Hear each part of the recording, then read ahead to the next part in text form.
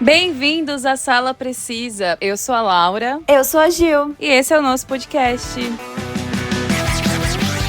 E finalmente voltamos da nossa mini férias de outubro. Sentiram nossa falta?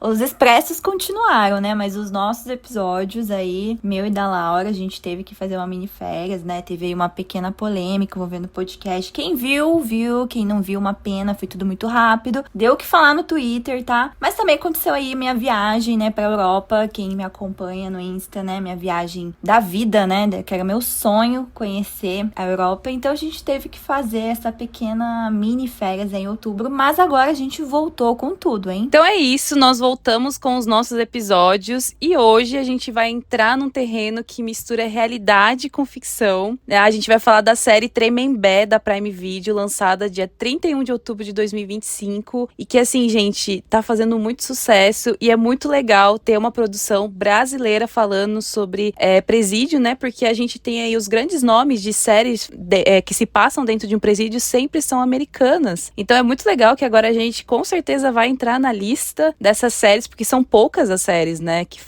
se passam dentro de um presídio, que falam sobre crimes. Então, assim, muito legal que o Brasil agora tá na lista dessas séries. E como o nome da série já diz, né, Tremembé, a gente tem que falar sobre o presídio real que inspirou a série, que é um lugar onde convive alguns dos casos criminais mais emblemáticos do Brasil. Então respira fundo aí, ajeita o fone e vem com a gente, porque esse episódio promete.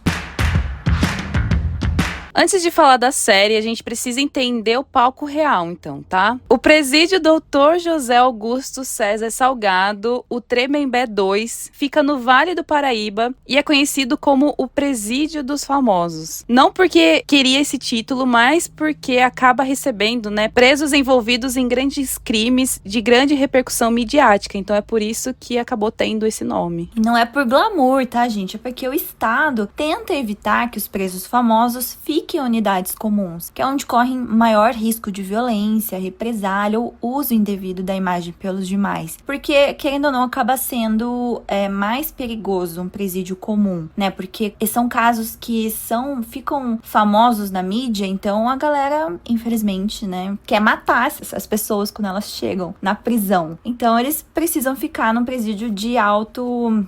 Qual que seria a palavra, Laura? Que lá tem, não sei, uma maior vigilância, sabe? Algo nesse sentido. Então, eu acho que é isso mesmo. Não que em Tremembé, gente, não aconteça isso também, né? Também tem as rixas lá dentro, a galera também quer matar quem vai pra lá, né? Mas acho que é num nível bem menor do que um presídio comum. Então, assim, por isso que Tremembé, e assim, se uma pessoa tá presa num presídio menor, né? De tipo assim, de interior de cidade, se ele começa a ter um pouco mais visibilidade na imprensa, assim, daí já na hora eles tentam fazer esse encaminhamento pro Tremembé, né, porque eles sabem que lá, eu acho que justamente isso, a vigilância é um pouco melhor, né, acho que é um pouco mais, assim, forte em cima dos presos. E Tremembé 2 tem algumas características importantes. Primeiro, que é uma penitenciária de regime fechado, com alas específicas, inclusive alas separadas para presos delicados ou vulneráveis. Como eu falei, tem uma disciplina mais rígida, né, só que ao mesmo tempo uma rotina considerada mais estável do que presídios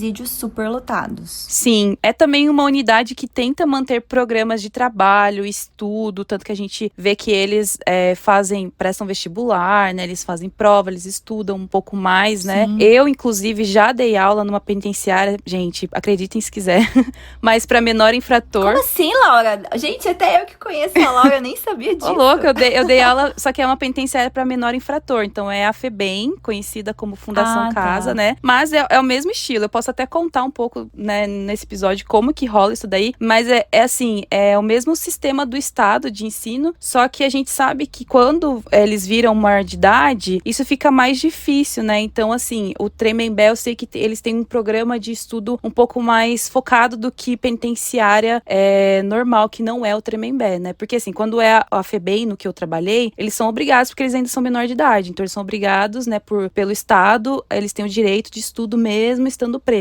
Mas quando você é maior de idade, aí, tipo, só se você quiser muito estudar que você faz isso, mas é mais difícil. Então lá eles têm programas de trabalho, de estudo, oficinas internas, mas vive sob o desafio constante de abrigar pessoas muito diferentes entre si. E claro, né, o elemento aí curioso é que lá convivem crimes que o Brasil nunca esqueceu. Isso muda tudo, desde a vigilância até a dinâmica psicológica dos internos. Então todos esses crimes que saiu na mídia, como o da Suzane, do caso Nardoni, do caso daquele médico, né, o Roger, o caso Lindenberg lá da Eloá, todos eles estão lá em Tremembé, são esses casos mais famosos do Brasil. Então a convivência entre esses presos de grande repercussão não é simples, envolve muito ego, narrativa pública, ressentimentos, fama indesejada e principalmente regras internas que limitam bastante qualquer interação entre eles. Ou seja, o presídio real é muito mais controlado, muito menos novelesco do que a série retratou. Bom, então agora sim, vamos entrar na série. A Prime Video pegou um ambiente tenso e silencioso e transformou em um drama explosivo, cheio de disputas de poder dentro, né, das alas, alianças, romances, que ficou muito famoso também, traições e manipulações em um estilo que lembra séries como, por exemplo, Orange is the New Black, que acho que é a série mais famosa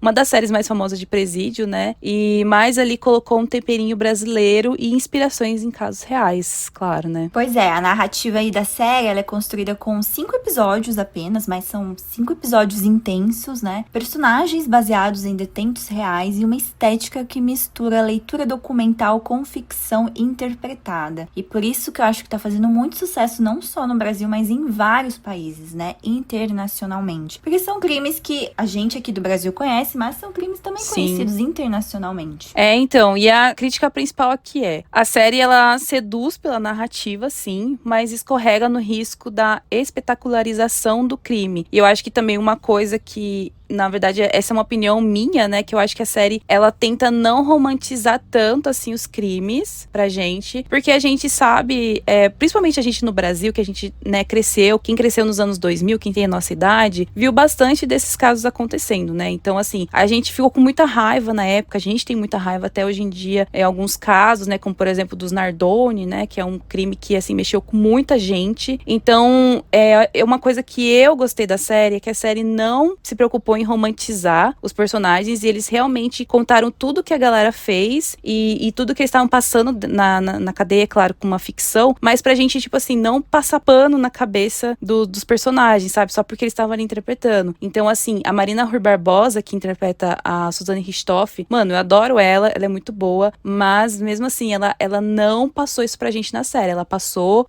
tudo o caso realmente, então ela fez a gente realmente achar que ela era maluca na série, igual a gente acha que é, né, o caso real, que é um caso de psicopatia mesmo. Então isso é uma coisa que eu gostei da série. Então, porque se você pegar uma série tipo Monstros, do Ryan Murphy, que também pega serial killers, verdade. Ele romantiza muito serial killer, também ele coloca o Evan Peters pra fazer, né? E faz você gostar do serial killer. Entendeu? Depois você fala, tipo, ai, coitadinho, não sei o quê. Só que, tipo, não, gente, você não pode ter dó. Você não fica com dó da, tipo, a Marina Rui Barbosa, o exemplo dela, que ela tá fazendo maior sucesso. Porque, gente, eu acho, né, ela muito sem sal. Todas as atuações dela da novela da Globo, eu falei, gente, não dá. Muito fraquinha. Mas não sei o que aconteceu, que deu bom nessa série. Eu gostei, né? Gostei da interpretação dela. Achei que ela tirou... Não sei, acho que todas as aulas de teatro fizeram bem pra interpretar essa personagem agora. Acho que ela, né, teve uma atualizada aí nas aulas de teatro, porque melhorou um pouco a atuação. Mas, assim, gostei da que fez a Elise. Achei que ficou muito parecida.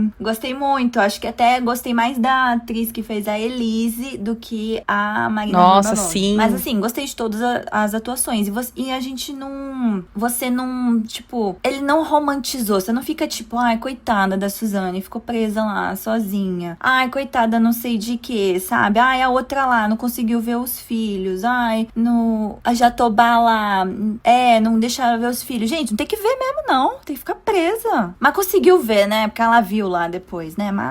Mas a Jatobá, eles passam muito essa imagem pra gente, tipo assim, eles tentam passar essa imagem pra gente, mas ao mesmo tempo eles cortam essa imagem, porque assim, a gente vê a Jatobá sofrendo meio que um bullying lá dentro da prisão, sim. Ela sempre sempre, assim, acuada no canto, ela sempre de cabeça baixa. Mano, tipo, sabe, você matou uma criança, é igual a Sandrão chega pra ela. Fala assim, você não tem que dar palpite aqui não, você matou uma criança, tá ligado? Sim, só que, tipo, o pior é as pessoas, eles, né, mesmo, os presos, acharem que eles são inocentes. Sim, não, isso Tipo, é bizarro. ela fala, eu tô... Não, ela fala, mas não era pra eu estar aqui, eu não fiz nada. E a Suzane fala, não, você não fez nada. Não era pra você estar aqui. Gente, eu fico assim, gente, você tá lá por quê, então? Ai, não sei, gente.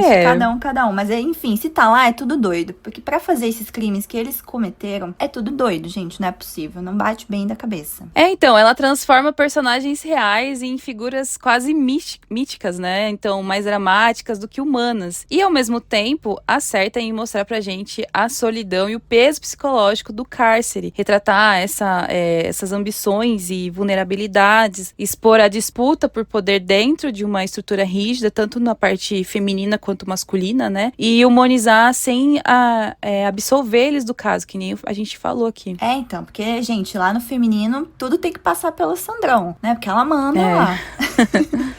Mas eu não sabia, muitos lá que estão lá, alguns são reais, só que foram trocados os nomes, mas eu não sabia do crime da Sandrão, eu não sabia do crime da Sapoliana, da Cássia, Sim. que eu não sei também se são esses os nomes originais, né? Mas são crimes assim, também, que não foram pra mídia, né? Mas são crimes muito pesados, gente, muito pesados. Se vocês assistiram a série, vocês sabem do que a gente tá falando. É uma série boa? É muito boa, gente. Ela prende, provoca, entrega atenção, mas sempre com esse lembrete aí neon, né? E não é um documentário. É ficção inspirada em fatos reais. Então, que nem eles mudam muita coisa, a gente ainda não sabe, eles ainda não falaram, não soltaram na mídia, assim, do porquê que algumas mulheres, principalmente das mulheres, né, eles trocaram, que nem essa Poliana, e não é o nome dela. Até já teve gente que soltou qual que é o nome dela mesmo, mas a gente não sabe o porquê que os diretores, assim, né, quem tava na produção, trocou o nome, sendo que a gente já sabe de quem tá, né, de quem tá retratando ali, de quem tá falando do qual crime que é. Mas, não sei,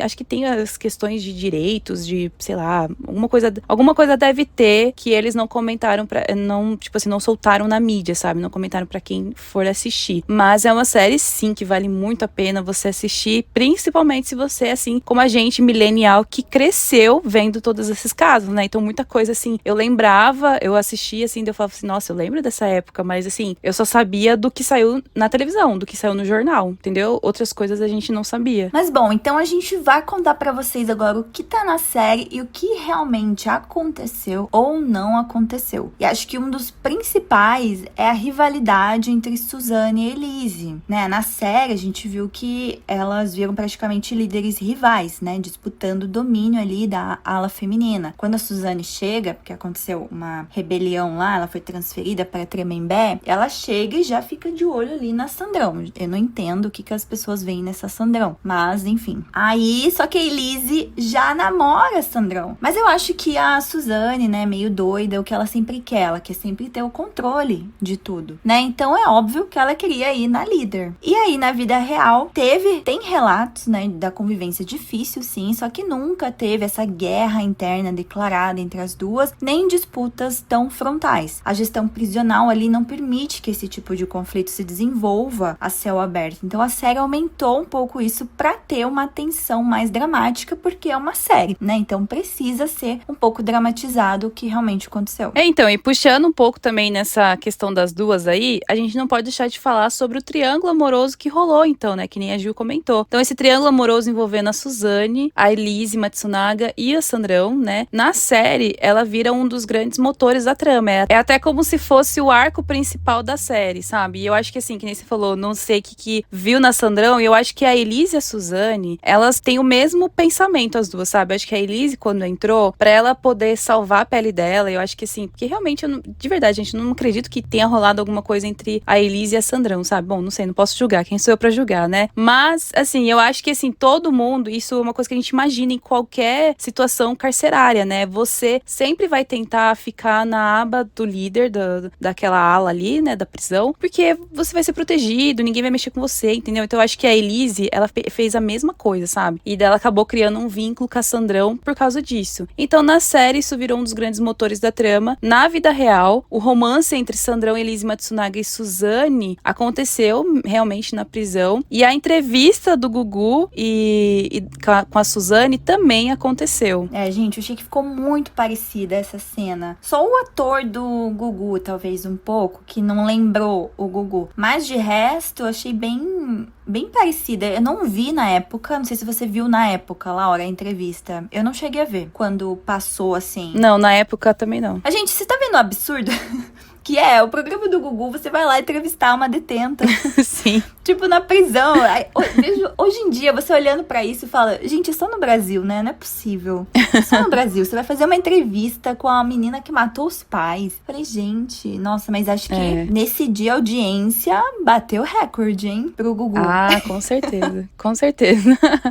Com certeza. E falando do personagem, né? Acho que o Gugu também, realmente, eu acho que ele não ficou parecido. E o cara que faz o marido da Elise Matsunaga, que é o dono da Yoki, né, o famoso japonês da Yoki, ele também acho que não, nada a ver, porque o cara, ele era maior do que a Elise, ele era grandão, ele tinha 1,70 e pouco, quase 1,80 m, e o cara, mó cara de idiota, sabe? O cara que fez o ex-marido dela. E eu achei legal que teve algumas cenas da série, eles retratam o dia do crime, né, então às vezes aparecem umas cenas de quando os irmãos Cravinhos estão lá com os pais da Suzane, um pouco da discussão da Elise com ele, ela matando, depois a cena do elevador ficou idêntica à cena real, ela com as malas no elevador. Falei, gente, isso aqui nossa, tipo, parece a cena mesmo real, se não utilizaram a real, né, porque tava muito parecida. Então achei muito legal, mostrou um pouquinho também o crime da Sandrão, assim, não de todos, né, mas assim, dos principais, mostrava um pouquinho, né, uns flashbacks assim do crime. Eu achei legal essas partes. E também o que é de real é que a Suzane trabalhou na costura, né, na prisão, porque tem uma cena que chegam umas máquinas, né, de costura pra ela e a prisão não deixa levar lá, né, ela disse que valia muito, não sei o que, mas aí falaram que se entrar aqui,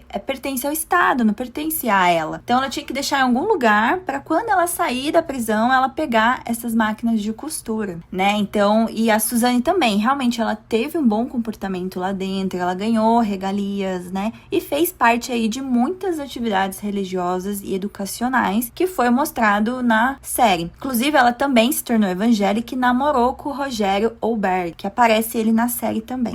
Meio difícil de acreditar, né? Mas quem somos nós pra julgar, né? Pois é, tudo isso aconteceu, gente.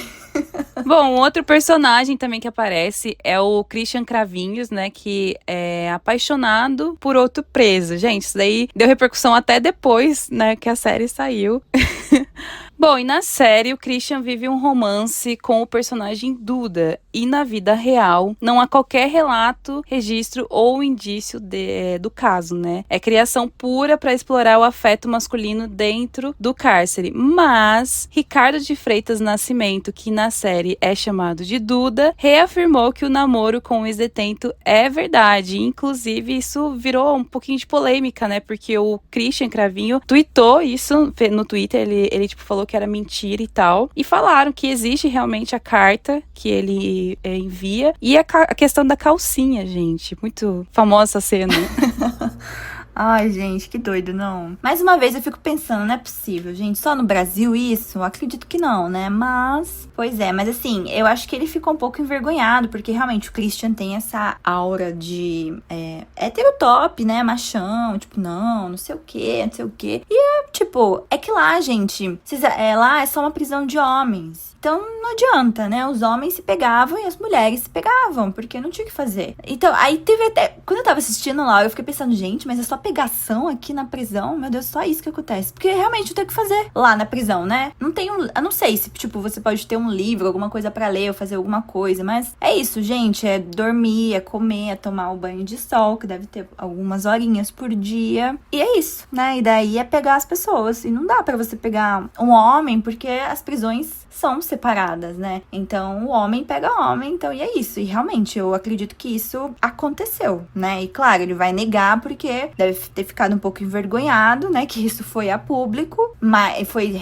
mais explícito, né? Foi, né, nacionalmente, internacionalmente, né? Isso foi passado na série, mas eu acredito que isso tenha acontecido. Pode não ter sido de toda essa forma, né? Porque, como eu falei, é uma série, tem um pouco de dramatização, mas aconteceu, né? Aceita aí, né, Christian? Bom, e quem aí não conhece o médico, né? O Roger Abdelmaci, acho que é assim que fala. O ginecologista, né? O famoso ginecologista aí. Gente, eu acho o caso dele também é um absurdo, gente do céu. Absurdo. O dele mostrou um pouco também, né? Não de uma forma explícita, mas, gente, absurdo. Esse eu acho que é o caso que mais me dá raiva, que eu tenho vontade de, nossa, entrar dentro da televisão e socar a cara desse médico. E sim, na série, né, ele pede aí pra um outro médico lá forjar um laudo pra tentar sair da prisão. E na vida real, houve controvérsias sobre laudos e pedidos de prisão domiciliar, mas nenhuma falsificação comprovada. E a série dramatiza aí pra discutir o privilégio de manipulação. Só que realmente o médico Roger fingiu estar doente pra ser transferido de Tremembé. Ai, gente, horrível, né? Ele tá com, hoje em dia, 82 anos. Se não me engano, tá preso ainda e fique pra sempre. Bom, e vamos falar sobre a chegada da Suzane, né? Uma das principais aí de todos os arcos. Na série, todas as dinâmicas internas se alteram com a entrada dela. Na vida real, a entrada da Suzane causou curiosidade e cuidados extras, sim, né? E a transferência da protagonista Suzane von Richthofen pra Tremembé é verídica e se deu após uma rebelião. Pois é, gente. Então, o que teve de real, né? A reconstrução aí dos principais crimes. O da Elise, o da Suzane, do Nardone e do Roger, igual eu falei. Só dos 4 que apareceram um pouco da reconstrução, né? Umas cenas flashbacks do crime, foram baseadas em depoimentos reais. Alguns foram baseados em depoimentos, outros foram baseados em, tipo, livros de biografias, né? Que alguns escritores fizeram. Uma outra coisa também que é real é que o Daniel Cravinhos, ele se casou com a Aline Bento, que na série se chama Celina. Eles também trocaram. O que é real também é que o Dr. Roger e o Lindenberg Alves, que foi o caso da Eloá, permanecem presos até hoje. E como eu falei, que fiquem aí eternamente. Agora, uma coisa que é ficção é que a ordem dos fatos é mudada para impacto dramático, né? Claro, isso ia acontecer, né? Então, o relacionamento e triângulo amoroso aconteceu, mas não como é mostrado, ou às vezes não na mesma ordem cronológica. Mas sim, realmente, gente, Sandrão pegou Suzane e Elise na prisão. Isso é real. Mas não na forma como aconteceu, claro. E também o que é ficção, os diálogos, né? Apesar de terem sido baseados em depoimentos de funcionários, detentos, não são 100% fiéis por questões dramáticas. Eu acho que o que chega um pouco fiel, que também não é 100%, é a parte da entrevista do Gugu, né? Porque a gente consegue... Tem vários vídeos aí de pessoas fazendo a comparação da entrevista real, da entrevista da série. Tem muitas falas ali que são idênticas, mas também teve outras que foram tiradas. Não é assim, não é completa a entrevista, né? Mas assim, eu acho que é muito mais real do que ficcional, né? Talvez, assim, a série. E claro, como eu falei, a dinâmica lá não é daquele jeito. A gente sabe que a prisão, ela é muito mais rígida, né? Lá dentro. Então, não é aquela vida boa, entre aspas, que tinha lá dentro, né? Porque mostrava muita dinâmica entre os presos. Mas eu não acho que seja daquele jeito. Eu acho que cada um ficava na sua cela e não tinha muito o que fazer, não. E eu acho que a questão dos depoimentos e dos diálogos também não é 100% fiel, porque eu tava vendo uma entrevista dos atores, né, principalmente da que interpretou a Sandrão, que ela é completamente diferente da personagem Sandrão, porque ela é um amorzinho. Muito. Ela é muito simpática, muito fofa, e ela tava falando, né, ela tava contando, ela com a que interpretou a Nardone lá, do caso Nardone, elas não tiveram contato nenhum com ninguém da prisão, com ninguém dos casos, elas não conversaram com, tipo assim, com a Suzane Richthofen de verdade, com a Elise Matsunaga de verdade, ninguém conversou. Ela falou, a gente sempre se baseou em coisas que tinham na internet, materiais que estavam, né, na mídia já, em livros de biografia, que nem eu falei, e elas falaram que, tipo, muitas das coisas foram de casos que elas estudaram, tipo, outros casos parecidos, sabe? Então, tipo, de outras pessoas que mataram os pais, sabe? Como se fosse assim. Tanto que algumas coisas, os próprios atores, eles colocaram, assim, eles mesmos colocaram na hora, na interpretação e na cena, né? Teve vários diálogos que foram improvisos, né? Ela tava contando isso numa entrevista. Inclusive também a prótese que a Suzane Richthofen, a verdade, a Marina Rui Barbosa usa, ela que decidiu colocar essa prótese, ela que falou assim, ó, eu acho que se colocar vai ficar lembrar um pouco mais. Então, assim, gente, a caracterização física ficou muito bizarro, porque ficou muito igual. O cara que faz o Nardone, eu tô de cara com o quanto ele é parecido, gente. É absurdo isso. Nossa, é igualzinho, parece ele. Eu falei, gente, é ele aqui que tá atuando?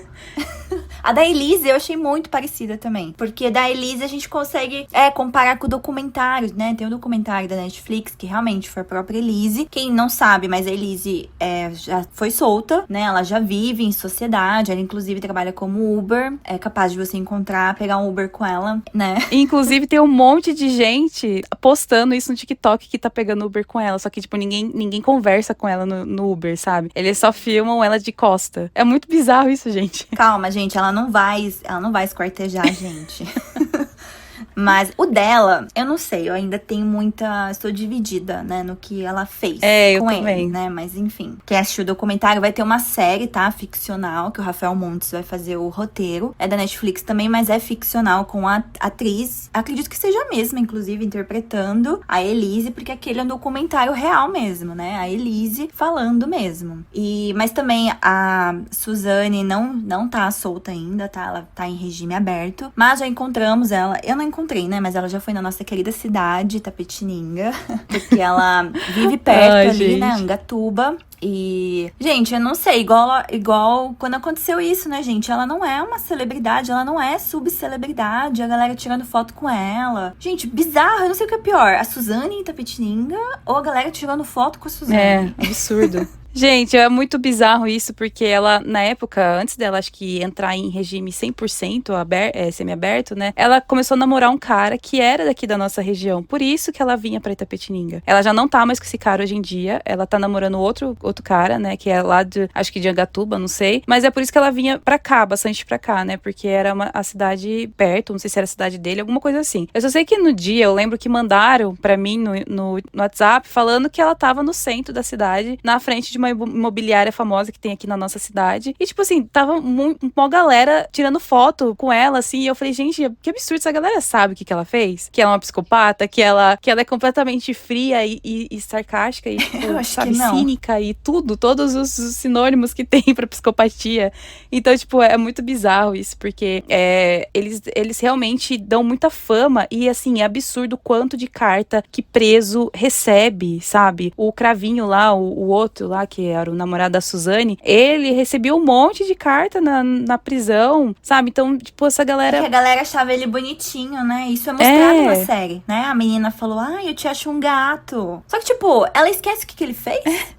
Tipo, mano, você tá maluca, Mona? Não, é muito bizarro isso, porque também a Suzane, sabe? Muita gente gostava dela, a Sandrão, acho que também, muita gente gostava dela. Ai, absurdo.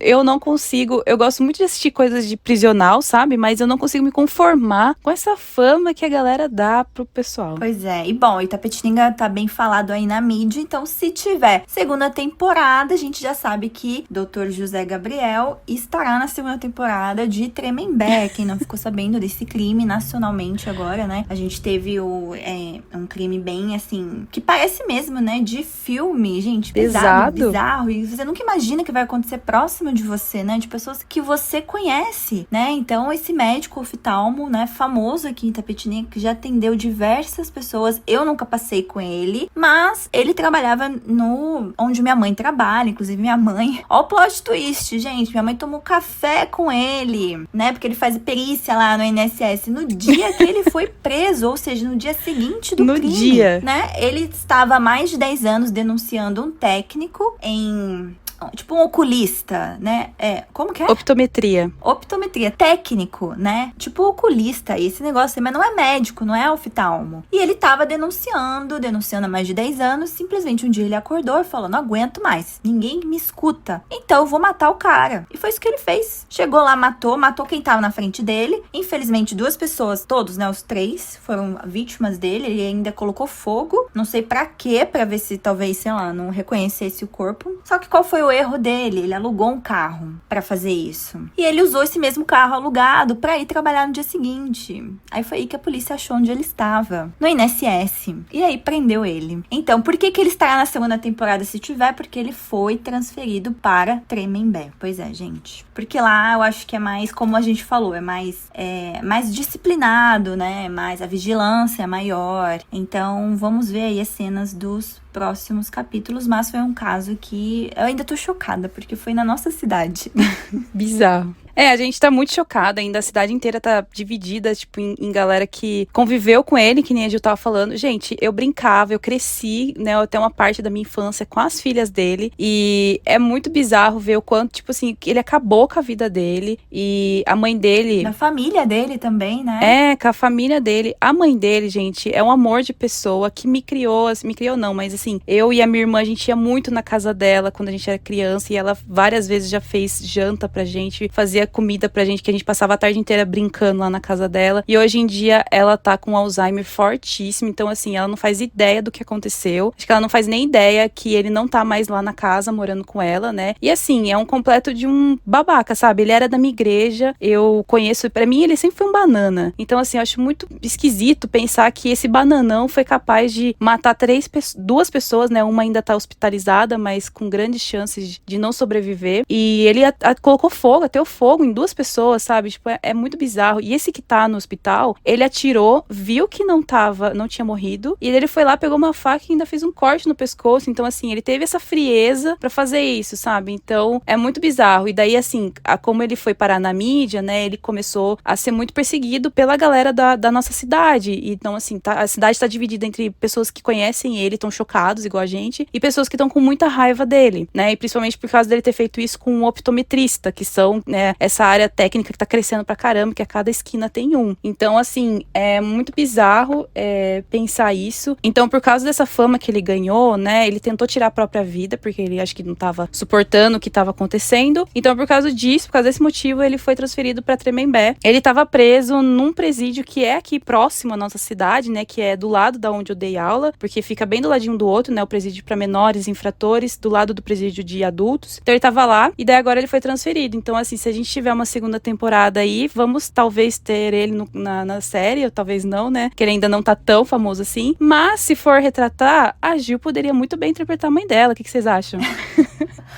Ai, gente, você acha que tem que ter, acho que tem que ter essa cena, né, dele sendo preso, né, do café da manhã lá, né, da tarde no INSS. Então eu pode me chamar, porque eu quero sim atuar na série. Mas assim, brincadeiras à parte, gente, foi um crime muito pesado pra nossa cidade, né, então, mas assim, Itapetininga tá muito bizarro, não sei, gente, o que tá acontecendo com Itapetininga tá surreal, eles estão achando que sei lá o que estão achando, mas assim, a galera doida tá lá, tá surgindo, né, tá brotando, né, tá aparecendo gente doida lá. Mas enfim, é isso, gente. Acho que deu pra entender um pouco, né, do que é real, o que é invenção aí na série Tremembé, que é uma série forte, intensa, cheia de energia narrativas, mas que precisa ser assistida com um olhar crítico. São só 5 episódios, gente. Tá disponível aí na Prime Video e vale muito a pena. Então, o Presídio Real é menos caótico, mais rígido e muito mais silencioso do que a série mostra. Mas a ficção cumpre o seu papel, nos faz pensar sobre justiça, poder, culpa, fama e o lado humano ou desumano do cárcere.